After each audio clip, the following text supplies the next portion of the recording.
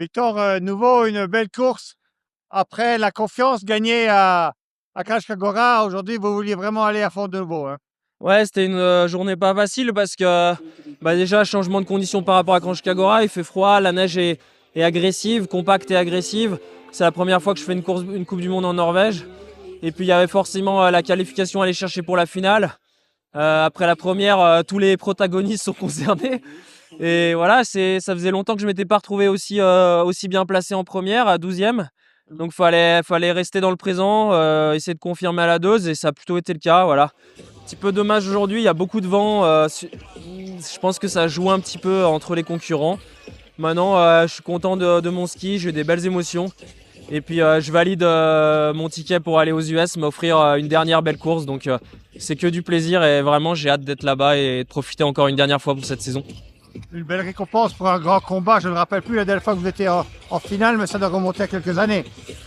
Ah bah ouais, la finale ça fait depuis 2021. Et puis je suis parti avec 2-0 cette année en slalom. Donc même 3 sur 4, 3-0 sur 4 courses. Donc je pense qu'on peut être fier de nous, d'où je suis là, je vais rentrer dans le top 20 je pense. Et ouais, c'est sûr que je prends beaucoup de plaisir, je suis vraiment épanoui. Je profite de mes journées de course, je profite de vivre ces instants et j'espère les vivre encore le plus longtemps possible. En tout cas, ça fait plaisir. Et surtout, c'est une belle leçon, je veux dire, de combativité que vous montrez à tout le monde.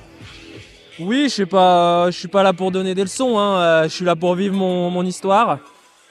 Et c'est vrai que ça fait plaisir d'être cité en exemple par les coachs, plein de jeunes. C'est marrant, il y a un jeune Italien aujourd'hui qui a fait sa première Coupe du Monde et qui m'avait vu à la Scara il y a plus de 10 ans. Donc c'était assez sympa. Et non, moi je vis mon truc à fond, comme d'habitude. Et je sais en tout cas que chaque skieur a une histoire différente. Le ski c'est un sport magnifique, tout le monde peut réussir. Et moi je suis persuadé qu'il y a encore de belles choses à écrire dans la mienne. Donc c'est pour ça que j'y vais à fond et je le vis pleinement. Avec tout ce que vous avez appris sur vous-même ces dernières années, qu'est-ce que vous pouvez encore améliorer l'année prochaine pour vous battre de nouveau pour un podium? Cette année, je me suis vraiment occupé de la partie mentale. J'aurais pas pensé à 35 ans que ça soit aussi difficile avec les 2 ans de blessure et la saison de l'année passée. Je suis très très content, c'est pour ça aussi que je pense que je vis mieux mes journées et ma vie de sportif.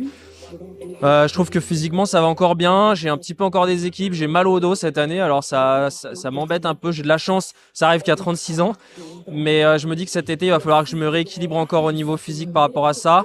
Et je pense qu'aussi mes erreurs cette année, elles sont aussi dues. J'ai pas été assez optimisé dans le matériel sur certaines conditions quand c'est très glace. Donc voilà, c'est des bons axes de travail. En tout cas, il y a encore, comme je dis, du potentiel pour aller encore plus loin, c'est sûr.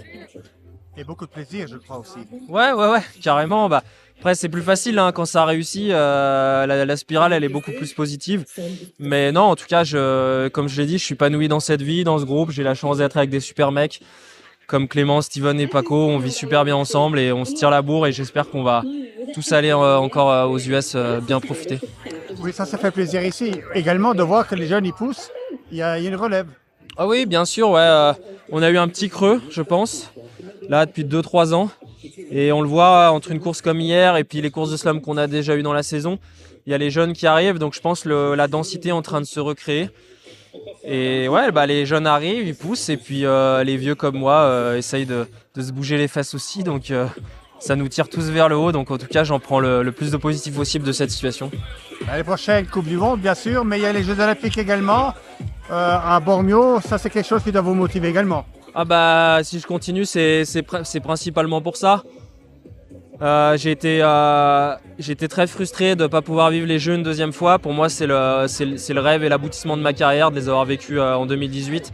Forcément, quand tu fais une médaille aussi, c'est encore mieux. Mais mine de rien, les émotions que j'ai pu ressentir là-bas, les sensations, j'ai vraiment envie de les revivre. Donc pour moi, s'il n'y a qu'une chose à cocher l'année prochaine, c'est ça. Et je vais tout faire pour et ça va me donner le supplément d'âme pour aller encore plus loin dans tous les petits détails qu'on vient de parler. Merci, bon voyage à l'Amérique et bien du plaisir à Sainte-Valais. Merci, ciao.